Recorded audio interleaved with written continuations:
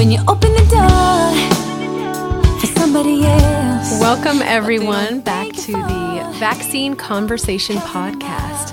I'm not going to say welcome in. That's Dr. Bob's thing. Yeah, that's my tagline. I'm going to say welcome back. The Vaccine Conversation with Melissa and Dr. Bob. We just finished some intense conversation relating to diseases and infancy. And we're both kind of exhausted after that. Me from listening and him from talking. And I encourage you to go check that out because a lot of valuable information on that. Well, thank you.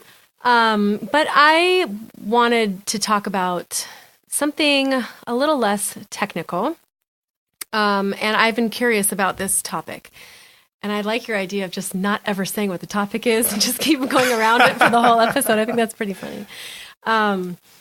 But I've always wondered why the second you question vaccine safety or the aggressive vaccine schedule that we have today, with 69 doses by the time you're 18 years old, I always wonder why the second you question something, you're instantly labeled as something negative. You're labeled as crazy, illogical, uneducated, anti-science, a science denier. There's so many things I see because these conversations do come up a lot on social media. You know, parents are trying to communicate about this topic, but unfortunately, because it has been made so polarizing, I think, due to the media and due to those who are pushing mandatory legislation, because it's so polarizing, the conversation doesn't really ever happen. What ends up happening is some side is talking to another side, just trying to defend their side. And in the process, you see a lot of hateful comments, a lot of derogatory comments, a lot of personal attacks. It becomes a lot less about, well, if you feel the need to question something, what might you know that I don't know about that would make you want to question because maybe that information would be valuable to me? And, you know, there are so many educated parents that I personally know who are connected to a lot of health practitioners. Either they are health practitioners or they are closely related to health practitioners. These are people that do have science in their background. They do have an understanding of immunology, even if it's, you know, that's not their particular career path. But they have a very broad understanding of how the body works and have been working on keeping their body healthy and having a strong immune system their entire lives. That's what their passion is.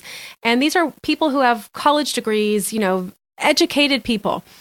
And what I'll go into later is what they found through actual data and research is that those who tend to question vaccines happen to be higher educated individuals. And I find that to be really interesting because that's not what you think if you are watching this from the outside. If you watch this debate, the way the media portrays people who question vaccine safety or question the schedule, like I said, or the need for so many vaccines, as soon as you open your mouth with just even a question, you just want to know, or you just want to make vaccines greener, which was a big campaign there, you know, a decade ago, I'd say. Right away, you get labeled as anti-vaccine. And more than that, you get seen as crazy. You're often seen as a conspiracy theorist. I think personally, you know, from what I've seen, that's just not the truth of who I see questioning vaccines. And now looking up, there are about 20 studies that I've seen that talk about why certain parents opt out of vaccines.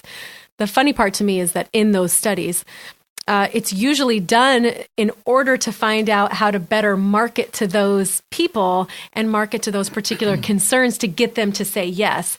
The biggest irony to me is how small of a percentage that we're talking about. They're doing these research studies to find out why 1% of people are opting out. Like there was a study in the UK, it was 1%. And they're studying this, trying to see how can we get that 1% to change their mind. I mean, that to me sounds more illogical than the person who's questioning. Right. What have you seen as it relates to this? Well, yeah, I'm fascinated by this because I see so many studies published, like you're saying, doctors trying to figure out how to convince vaccine hesitant parents. Right, that's the to new go term. ahead and vaccinate. Yeah, and, vaccine hesitancy. And it kind of it concerns me, I guess, in that every single one of these discussions and research articles, their entire goal is to understand how these parents think. Get into the mind. Yeah, and yes. how to understand how to convince them to Yes. vaccinate. I never ever see these research articles say, for example, one reason why parents are hesitant to get vaccinated is because they read all the possible side effects.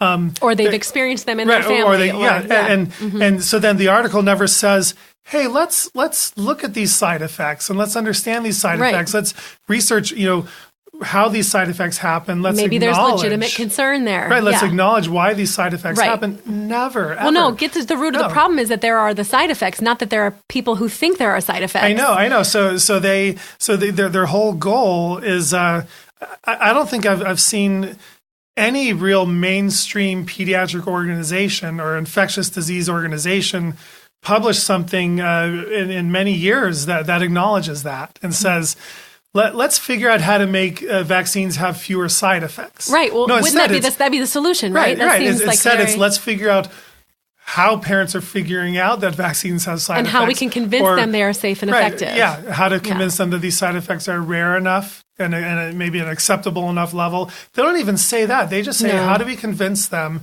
to vaccinate? And that's what it comes down to. Yeah. And I came across a couple of studies that I brought here. One of them is called Children Who Have Received No Vaccines. Who are they and where do they live? Which is kind of a funny title and a little creepy, actually. So that was in 2004. In the results... Hey, should we pause while people look up the studies? They can read no, there are too many. They're not going to be able to look they can them pause up. But yeah, themselves, I guess. They can check that out. This is interesting. Now, it's supposed to be funny. Sorry. I missed the joke line. We need a laugh track. That's what we need. We need a laugh track. You don't have to pause. They can pause. Okay, go ahead. Maybe Matt can add that in post. Let's add a little laugh track in there. Or maybe when something serious, we can get or something like that. That would be fun, actually. Anyway, what's important to note is that there's a difference, too, between under-vaccinated and unvaccinated. So anybody who is not fully vaccinated often gets put into a category of unvaccinated. That's true, because there are a lot of partially vaccinated people. You might believe in every single vaccine and choose to opt out of the flu shot or HPV or whatever for your child. There are a lot of selectively vaccinating families. But often in data, if you're not fully up to date with all vaccines, then you get put into a category of unvaccinated. But here, there, and the rest of these also, we're measuring under-vaccinated versus unvaccinated.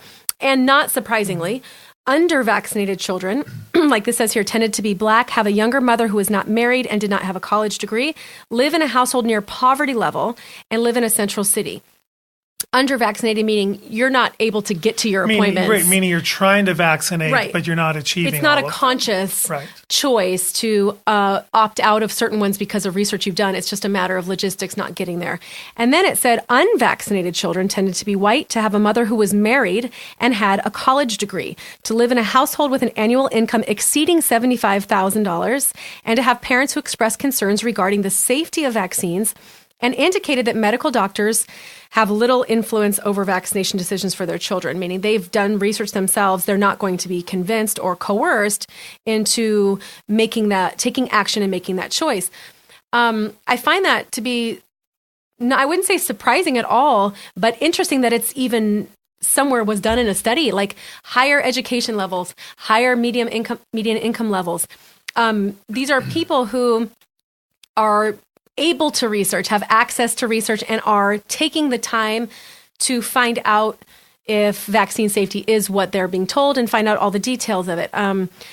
It seems really odd to me that would be a group of people that would be attacked as being crazy, illogical, and uneducated. Right. We're talking about people who are overly educated and who are in career paths that are making good money in, strong professions. These are people who have the ability to reason well and are taking the time on a decision like this. Another study called Deciding to Opt Out of Childhood Vaccination Mandates. Oh, did you want to say something about the last one? Oh, they only interviewed 25 people in this, which I always think is extremely small to call it a study. But this was in 2008. And they said the two predominant themes emerged in their data: a desire to collect information on vaccines and trust issues with the medical community. Evidence of sophisticated data collection and information processing was a repeated theme in interview data. Now, we're talking about parents who are opting out. Those are who they interview. These are deciding to opt out of childhood vaccination mandates. That's the title. It says what they have evidence of is that these parents had sophisticated data collection and information processing. They were able to sophisticatedly find information, and they were able to process it well. And that was a theme. They made it sound like a theme as if it's a bad thing that they had this, data collection. And then they also said these participants placed a high value on scientific knowledge. So they're finding good information, they're processing it well, and they're acknowledging, the science here. But the science here just happens to not go along with what the mainstream says the science is. Right. And so now you become part of a study on how we can convince you to change your mind because you're crazy, illogical, uneducated.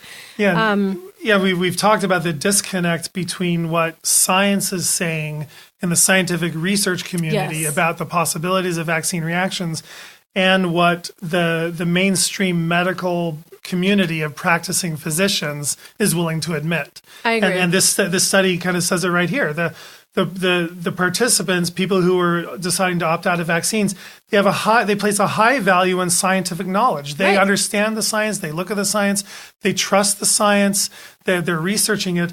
But they have high levels. And they're finding science. Yeah, they're finding science. They're finding actual science, which is what is causing the question or the concern to begin with. Right, but then there's the high level of distrust in the medical community because the practicing medical physicians are thinking more not along the lines of all the science, but they're looking along the lines of the agenda, the accepted agenda of the medical community and the what science they're taught, that says one thing over here. School.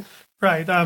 And it's funny. It's ironic that these educated parents in this study, they might actually be reading more research than their doctor has read, because unless their doctor develops a unique individual passion to do all this research, that doctor's not going to have read as many of these studies as some of the parents have. And one thing I see a lot is, like you're saying, people say anti-science if you question vaccines.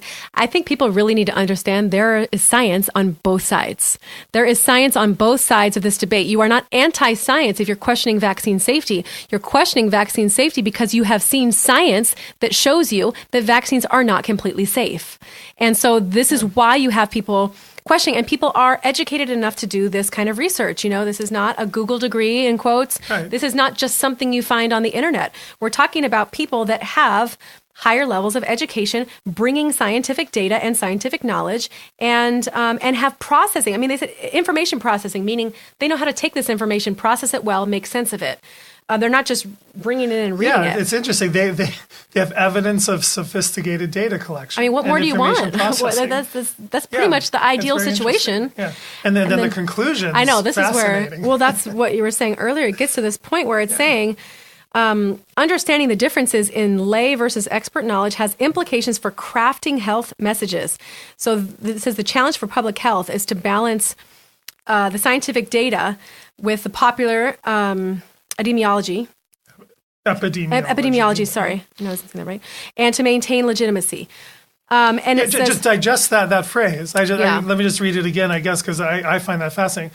The challenge is not to make vaccines safer for everybody. The challenge not to address the actual concerns. Right. The challenge is for public health is to balance the scientific data with about vaccine risk against popular epidemiology, which would mean against disease risk, and to maintain the legitimacy of the vaccination program. Right, keep it going. What can we do to keep it going? Right. And then, but the fact that it says crafting health messages, that means we're talking about manipulating messages to get you to comply. And then it says how experts frame knowledge for consumption has an important impact on this group of people who question and their decision-making processes. Like you're saying, they're not trying to go after, hey, educated people, what are your concerns since you've done this research? Let's go and find what the problems are and how we can address those problems. Instead, they're saying, how can we get in the mind of these people and find ways to craft a message that makes them feel more comfortable with just going along with it? I mean, they really just want you to go along with it. They don't want you to question. They don't want too many questions. They don't want people asking, I've always found that to be a scary situation when you're not allowed to ask questions. If you're not allowed to ask questions, what are people hiding? Because you should have no problem being completely transparent with your information if you believe in what you have and if you believe in the accuracy of it. If you are, skewing information, then I can see why somebody might feel uncomfortable asking questions because that puts you in an awkward position to have to answer and to keep the narrative. Go ahead. Yeah, and to me, what I fear, what I'm very concerned about, is when doctors analyze all this and they see that they're trying to maintain the legitimacy of the vaccine program, and if they're worried that all these intelligent, well-educated parents are finding too much scientific data that puts the balance kind of on their side, where they're now more worried about vaccine risk than they are about disease risk. What is the only option? Like what can the medical community do about this? If they're not working to make vaccines safer, because a lot of them aren't even acknowledging that risk, the logical action step is let's make vaccines mandatory. If we can't get everyone to volunteer, we'll get people for to them, stop questioning. And we're trying to craft messages to get that to happen, but it's not working because we now know the number of fully unvaccinating or non-vaccinating families is about 1.2%, according to the last data. It might be more than that, but what is their option? Their option is then to shift from trying to convince the public to vaccinate to just simply making vaccines mandatory. Well, yeah, and think about all the money that they're putting into these ad campaigns to basically get you and to lobbying to get this legislation passed. Right, but I think that should concern even the pro-vaccine parents who are pro-vaccine and they vaccinate their kids. Everyone needs the option to opt out if they have a really severe reaction, if they have a lot of bad reactions in their family. Or they just themselves have decided to opt out because they've looked at the scientific risk versus benefit and they decide to opt out.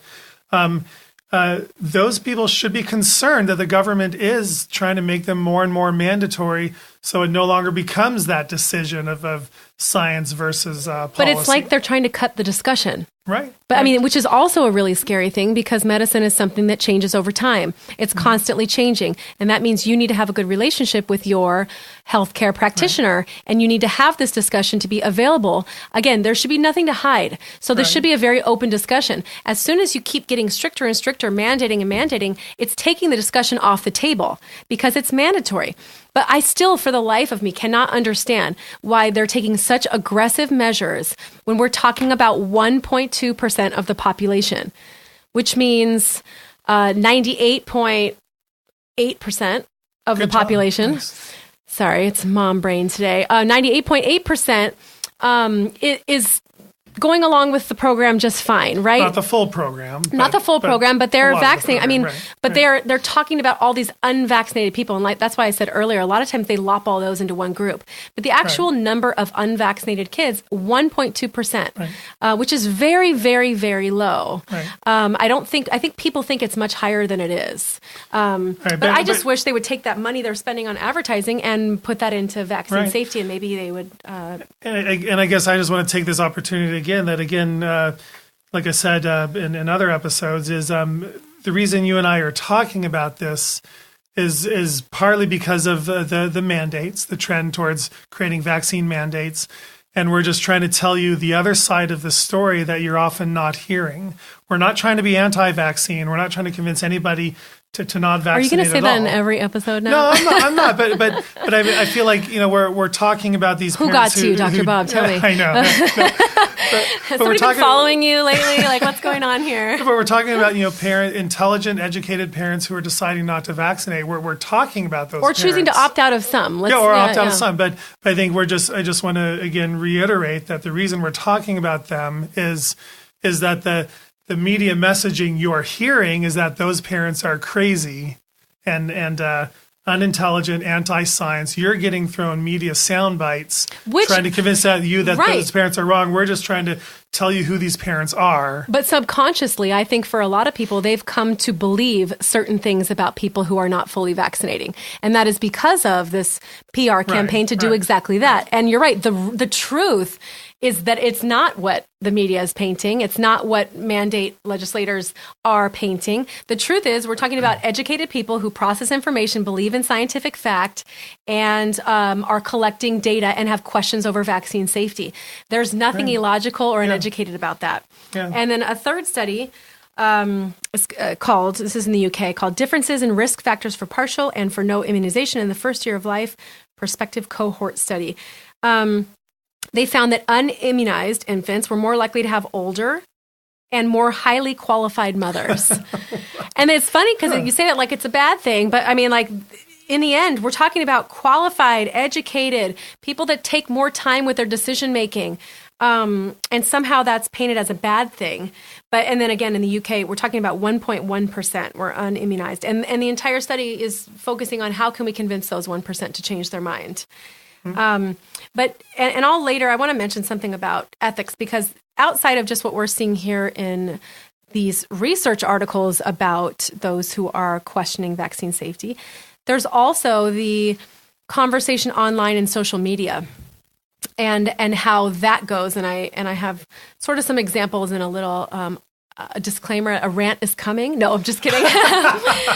Here's your pre-rant information. I can't give you a clock to the timing of it, but it's not going to be a real rant, but it's going to be maybe a little message in here. But did you want to talk about the fourth study? Yeah, sure. The next study is the parents. This is a big word. Parents' attitudinal and social influences on childhood vaccination. This is a long time ago, 1992. Yeah, 1992, attitudinal. And again, if you enter these these research article titles as we read them, you enter them into the Google Scholar, you'll probably be able to see them. Okay, so analysis revealed that the non-vaccinating group reported significantly more concern over their child experiencing long-term health problems as a result of pertussis vaccination than the respondents in the group that did vaccinate, or the partially vaccinated group. They actually looked at fully vaccinating and partially vaccinated. And this is DTP still at this time, right? Okay. This is before they changed it? In fact, it looks like this is targeted on the old DTP vaccine that did used to cause a lot of serious reactions. They reported a greater perceived risk of their child developing pertussis if they were vaccinated than the subjects in the fully vaccinated group. Interesting. So, and then a lower risk of disease if not vaccinated. They weren't as worried about the actual disease if they were unvaccinated, compared to the other ones were more worried about getting it if not vaccinated. Right. In addition, they perceive the pertussis vaccination as significantly less important than either other group. And at this time, I mean, we're going to cover in DTP, the documentary, like I mentioned before, the DTP vaccine was causing severe side effects in many people. Right. And so it makes sense that there was hesitancy about that particular vaccine. This is in 1992. They were trying to get numbers even higher. But my point in including this is it says, concern over some health problems as a result. I mean, like, that's a pretty normal thing to think of when you have a child and you've heard of some side effects. You might be refusing this vaccine because you're afraid of some long-term health consequences. I mean, that's a pretty logical conclusion to come to, or at least enough to question. And and yet they're making studies about it to show, like, what's wrong with these people, that this is what they're doing. But I mean, don't you think that seems like what any educated person would do? If I heard about a series of side effects, I would come to my practitioner and say, I'm a little worried about this. And this is in the face of the old DTP vaccine that was causing these terrible reactions in not a small number of kids. This study was posted like right after that, and right as they were taking that vaccine off the market. What I find fascinating is the vaccine that was the subject of this 1992 study, they took that vaccine off the market. Right. And yet in this study, they don't seem to be acknowledging the truth that these parents over this one vaccine, these parents actually had legitimate concerns. Right. They're just trying to figure out, how can we again spin the media messages or craft medical messages to get more compliance. And I found, and moving on to another study, I found this title is just neoliberal mothering about vaccine refusal. And this is in 2014. But this is for many people that live holistic lifestyle or have holistic parenting, believe in holistic parenting and natural practices. This is kind of funny because what they quoted is those who are questioning vaccines or opting out of some. These are mothers who see their own mothering practices, feeding, as in breastfeeding, nutrition, and natural living as an alternate and superior means of supporting their children's immunity. Again, that seems extremely logical. There are ways to use your lifestyle, nutrition, natural living, breastfeeding, with your children to support your child's immune system. Isn't that kind of the goal? The goal is to have a healthy child. You want to have a healthy child with a strong immune system.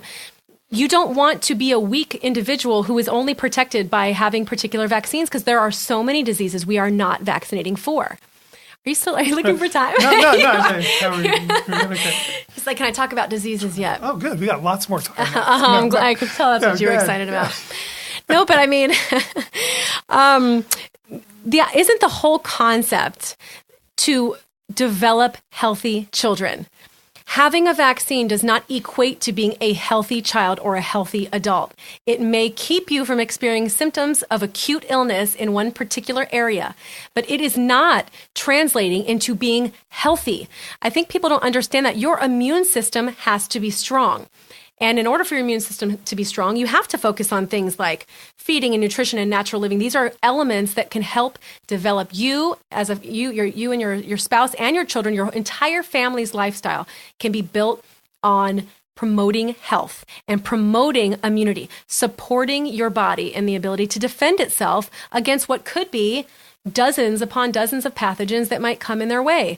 And the vaccine is not going to we can't have vaccines for everything, though. Obviously, there are a lot of vaccines in production right now because I think people have gotten to the point where they just say, oh, well, if that's a risky disease, let's just develop a vaccine for it.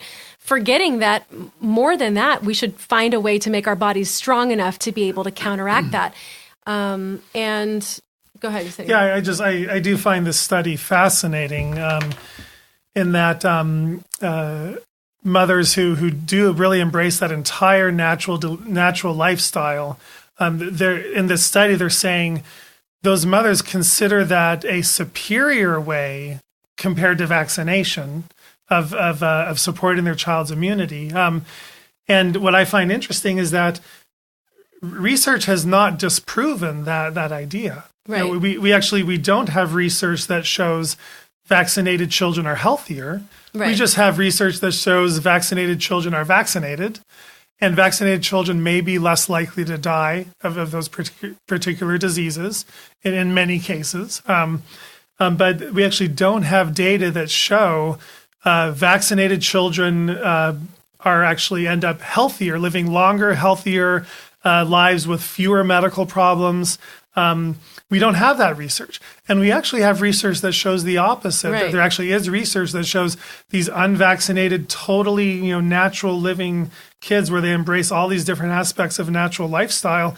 They actually do grow up with fewer allergies, fewer autoimmune diseases, fewer neurodevelopmental disorders. And are also not dying of infectious disease. Right. That's a crucial aspect. Like I think you might say maybe almost never dying of infectious disease. I mean, some people do die of these diseases. Mm-hmm. And even though, the number of people that catch these diseases might be, a lot of them are immunized and the vaccine doesn't work, but some of them are not immunized. And I would say we have to acknowledge that there are the occasional fatality of these diseases in someone who wasn't vaccinated. Oh yeah, I mean, right. So I think we can't discount that. But we don't know the health of that particular child. So being unvaccinated is not the same thing as being somebody who is working on, a natural lifestyle with immune support and all that kind of stuff too. You can be unvaccinated and have poor health conditions in your own particular family too, which makes you more susceptible to having a negative outcome. Right, but I think if you're a kind of person that only likes science and you want to actually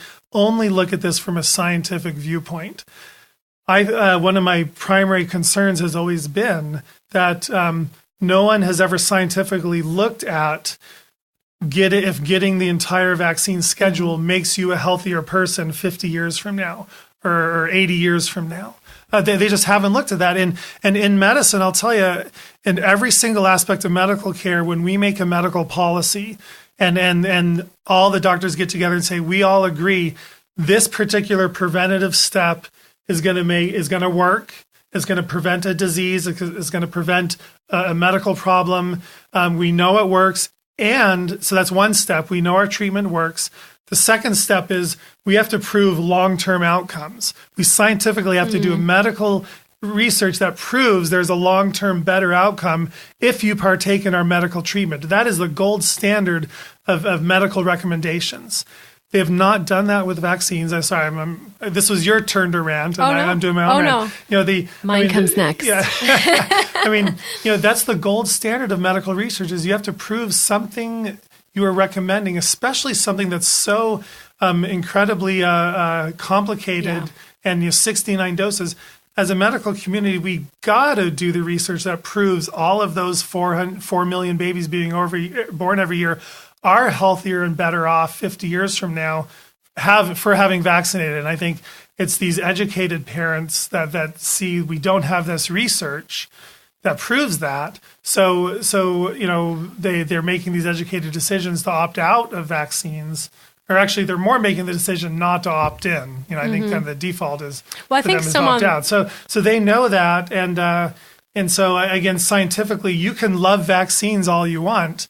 You can't scientifically say that we have the data to prove that you are a healthier individual 50 years from now for having vaccinated. Well, right, but also some might say, yes, but at least you'll be alive to tell the story of that you're not healthier, right? So that's one thing that you hear is like, well, at least you won't be dead. Exactly. Because people make the assumption that by not vaccinating, you're essentially signing yourself up for a death ticket. Like it's just an automatic thing that's going to come. And they forget to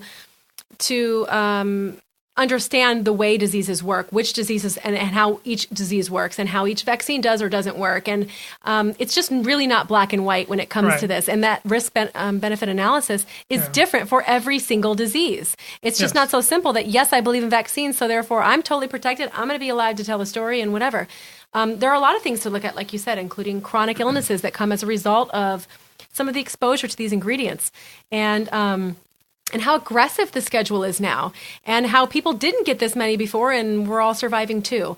And so there's so much to look at. It's definitely not black and white. But what I was going to say in my mini rant here is, if you've ever taken part in seeing this debate online, if you ever happen to catch one of those threads, like the media thread of, oh, measles, thanks, anti-vaxxers, like you see these kind of things, and there are lots of comments on there. And what I find is there's a very different dynamic between the two camps. So often you'll see people who are pro-vax, pro-mandate, and these people will be very aggressive, very hateful in their language, personal attacks, violent almost in their tone.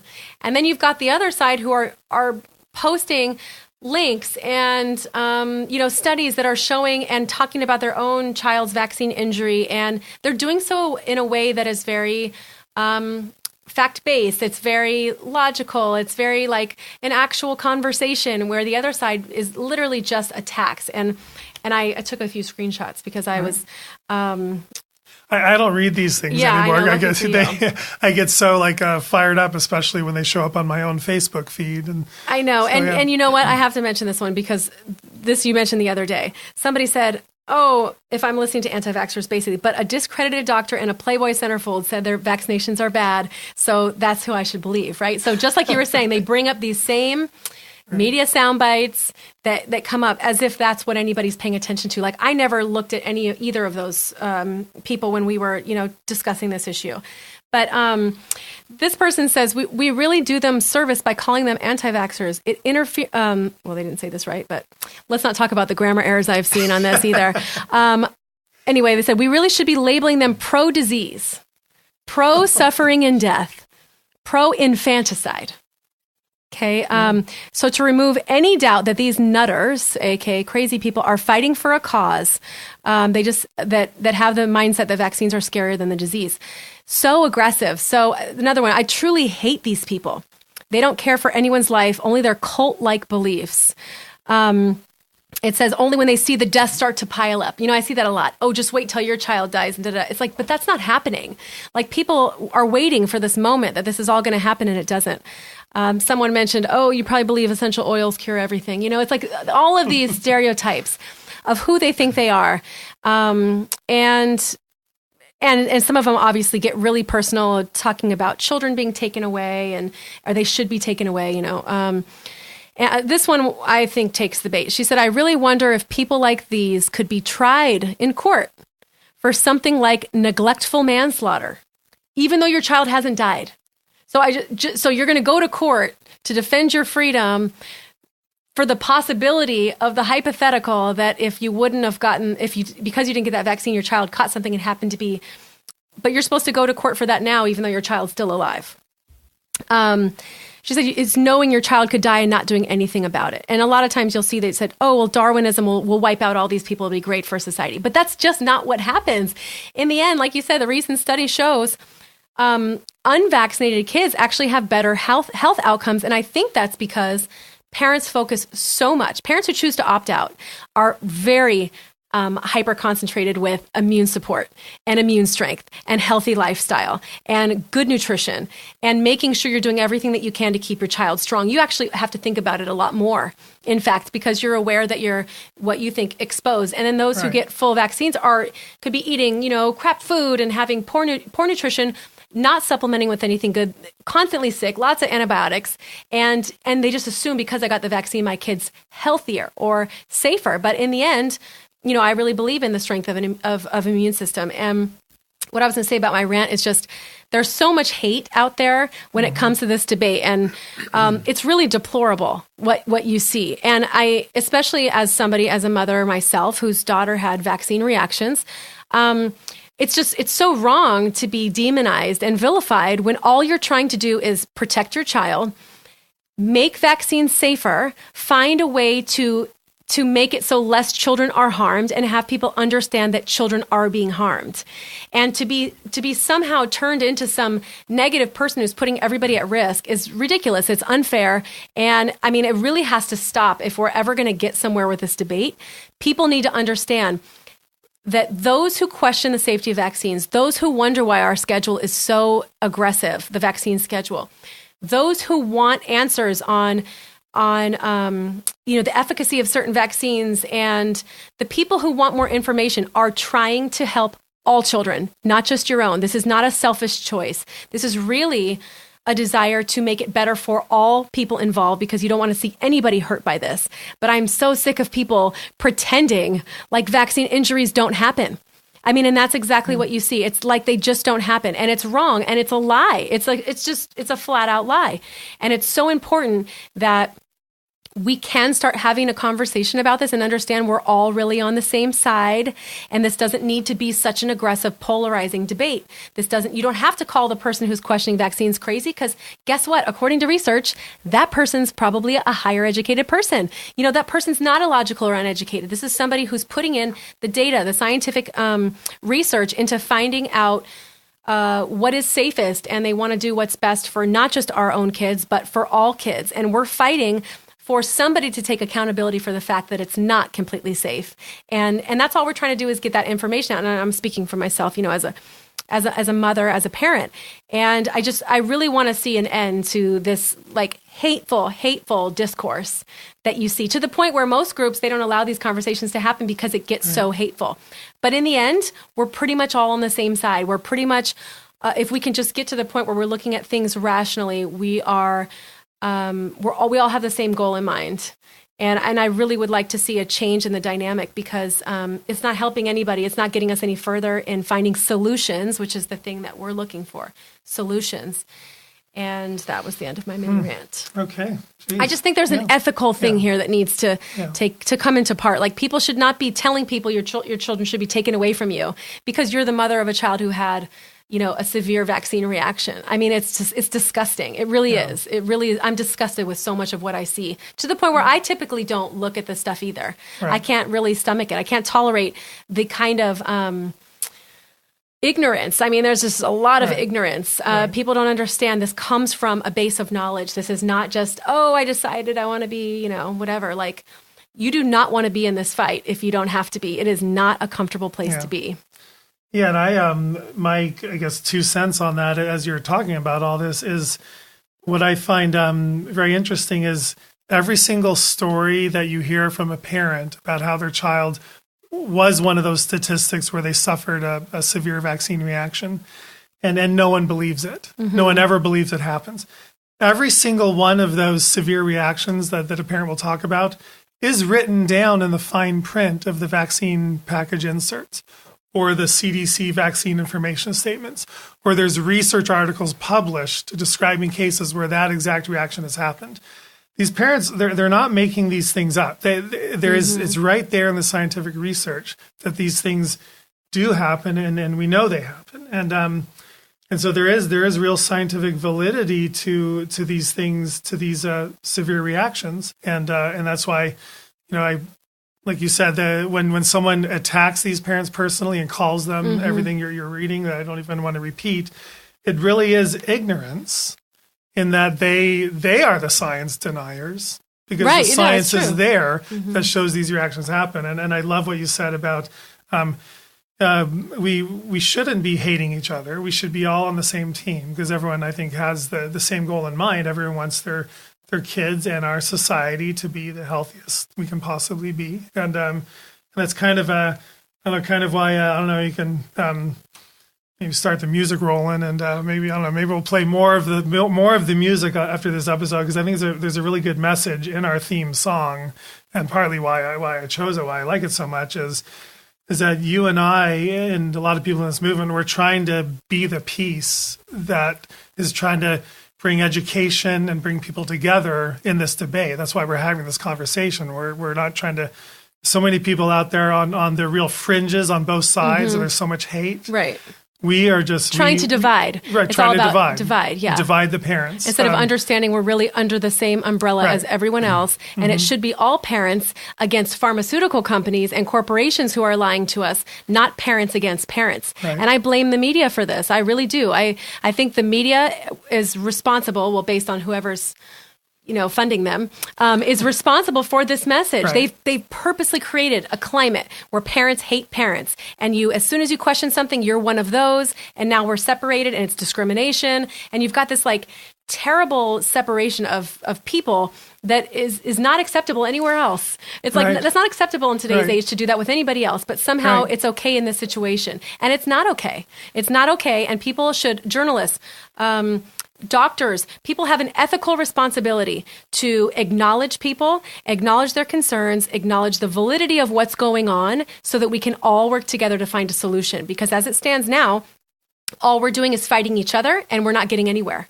And as we continue to not get anywhere, this debate is never going to get better, and we're never going to find solutions. And more children are getting injured as we sit there and, our feet are stuck in mud, because there's nowhere to go with this, because it's so polarizing. Right. And for me, even more concerning is the government is now taking action to make these more mandatory for everybody, and Americans often are just sitting back and letting it happen. Well, people are losing their rights. They're losing the ability. We need to work together on this and stand up for health freedom, health decisions, and so that the public, America, not the government, not pharma, not the media, but America, stands up for its own health. And there are people behind each one of these stories. That's what I want. Those who really believe in mandates and think that those who opt out are crazy, I want them to understand, if they happen to be listening to this, is that there are people, real stories, real families, real children who have been negatively affected by this stuff, and it has changed the course of their lives. And there are families that are suffering right now, and they are suffering in isolation because they are discriminated against when they have done nothing wrong, but they've been victimized by the exact same program that people who support mandates are lauding and praising. And there is a face to each one of these people. It's a real story, and you don't really get it until it happens to you or somebody that you love. And I wish we didn't have to be like that. I wish that people could have a little more compassion, a little more empathy, and that we could see each other differently. And there wouldn't be these labels put on. We're just all trying to find the safest possible things and the healthiest outcomes for our kids. The thing that really bothers me about this is because subconsciously there are these stereotypes about those who question. There are so many parents who do not raise their voice to question for fear of how they're going to be received. Fear of being judged, fear of being looked at, cast away, cast aside, labeled as something like this, crazy, uneducated. So they don't add to the choir of voices because they're afraid to, but they have the same feelings, they have the same concerns, and yet they stay quiet. And I feel like that's happening with a lot of doctors too. I feel like a lot of doctors agree with what's happening in the pro-informed consent movement and are afraid to say anything for fear of being vilified or instantly cast into the anti-vaccine crowd. And so what happens is more people stay quiet. And so it makes it seem like less people believe in this, but I don't think that's true. And I think it's so important that people can feel comfortable to raise questions. And so the fact that people are not comfortable to even question something says a lot about where we are at right now with this debate. All right. Okay. Light a candle. Yes. You guys, thanks for tuning in. Go use your essential oils now. I appreciate your perspectives, Melissa, and thank you for bringing this topic to the vaccine conversation. And I don't know what we'll do next, but I will make you wait until the next episode to find out what it is. All right. Thanks for joining. Take care, guys. We're gonna be the peace we wanna see in the world. Yeah, be the peace we wanna see in the world. Yeah, be the love we wanna see in the world. Be the joy we wanna see in the world. Be the change we wanna see in the world.